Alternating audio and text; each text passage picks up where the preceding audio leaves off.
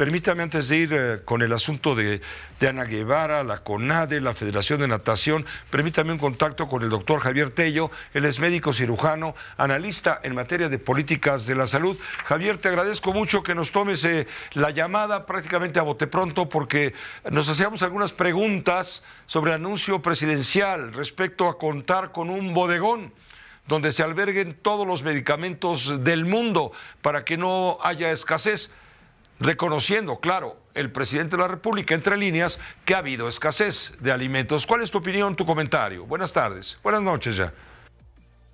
Buenas noches, Pepe, qué gusto. Bueno, ¿qué te digo? Es un disparate, pero un disparate monumental, por donde lo quieras ver. Y además es una ocurrencia, ¿eh? Una ocurrencia, no lo digo yo, lo dijo el presidente, se le ocurrió ayer por la tarde.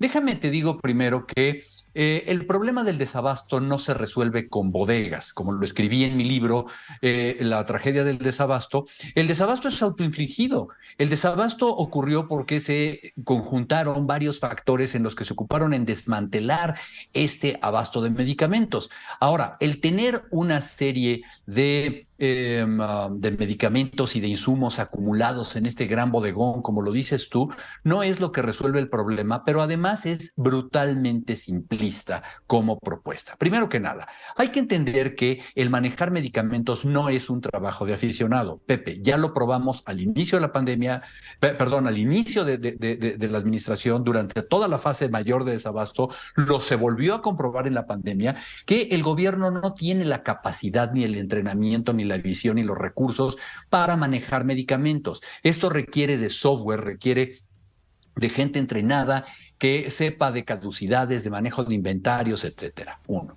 Dos, una vez que tienes todo acumulado en este enorme bodegón, sigue la parte de la distribución, que es la mitad del problema y la mitad de este problema que se creó en esta administración, porque de un plumazo, literalmente, quisieron quitar a los que eran expertos en ello. Pero entonces, dejemos esto a un lado porque es lo más básico, ¿no? Lo que cualquiera te va a decir. Yo personalmente creo, además, que es un camino completamente opuesto a la lógica moderna de un sistema de salud. Y me explico, Pepe. Un sistema de salud no debería poseer físicamente más medicamentos que los que están en un hospital para usarse en ese hospital. Punto. No es menester de un gobierno tener cajitas de aspirinas, ni de medicamentos para el colesterol, ni para la hipertensión. Esto no ocurre en ningún país. Lo que deberíamos estar pensando es cómo quitar este obeso, terriblemente grande sistema burocrático de dispensación en las farmacias, donde obligan a una paciente a que vaya a su clínica solamente para decirle que no hay un medicamento porque no puede ir y no tiene derecho a ir más que a esa farmacia. Pepe, que los medicamentos se los den en cualquier farmacia de la esquina, como ocurre en Dinamarca, por supuesto, en Francia, en España, en Inglaterra, en Costa Rica, en Colombia, en Canadá. En todos esos países, la gente va con una receta de la salud pública o del gobierno o de quien sea, les dan su medicamento en la farmacia de la esquina y de esa farmacia se lo cobra al gobierno.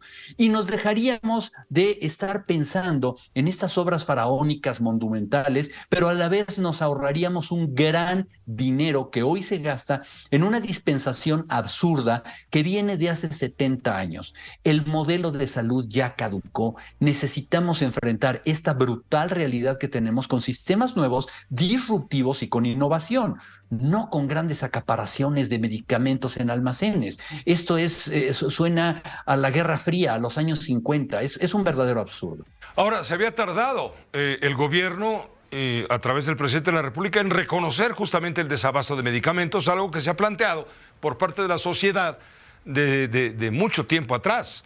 Hasta ahora, al decir voy a concentrar como nada en el mundo todos los medicamentos posibles, habidos y por haber, es reconocer que han faltado. Bueno, pero por supuesto que sí. Ahora, lo planteé yo en el libro de la tragedia del desabasto que publiqué en el año 2022, ¿sí? En la historia, en la narrativa de lo que sucedió esto, el presidente lo había mencionado varias veces. En una ocasión dijo que estaba harto y que quería que le solucionaran ya el problema, porque no quería volver a escuchar de desabasto. Bueno, pues lo ha venido escuchando durante 5 años. Yo creo, Pepe, que además de este reconocimiento, lo que se queda a deber es la obligación que se tiene hacia los pacientes. Esto también es algo que molesta mucho. En México, el sistema no trabaja para los pacientes, sino que los pacientes trabajan para el sistema. Y esta propuesta del presidente lo que hace no es resolverle el problema a tu tía que le duele la rodilla y que necesita salir de la clínica, irse a su casa, hablar por teléfono a la farmacia y que un muchacho le lleve un medicamento y que se lo cobren al gobierno. No le resuelve a ella ese problema, le resuelve al presidente su problema de desabasto, de imagen y de discurso. Pues te agradezco, Javier Tello, gracias por poner el dedo en esta llaga, ante los hechos, la evidencia de los hechos. Hace falta, urge pues apoyarse en lo que ya existía, a lo que se opone el gobierno de la República, al señalar que cuando prevalecía el sistema al que tú estás haciendo mención, en donde los profesionales del suministro de medicamentos y distribución, que es parte del problema, etcétera, y parte de la solución, han sido grupos amafiados de conservadores, empresarios, que eso no iba a operar en México, porque eso también tiene como parte el origen de lo que está sucediendo.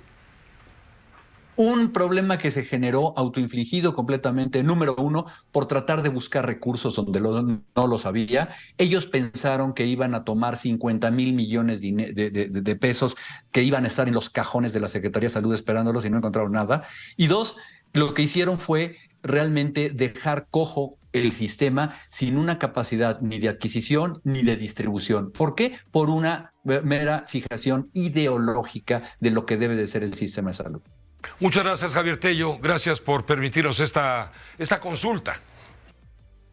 Cuando quieras, te mando un abrazo. Igualmente para ti. El doctor Javier Tello es analista, es médico cirujano, es analista en temas de políticas de salud.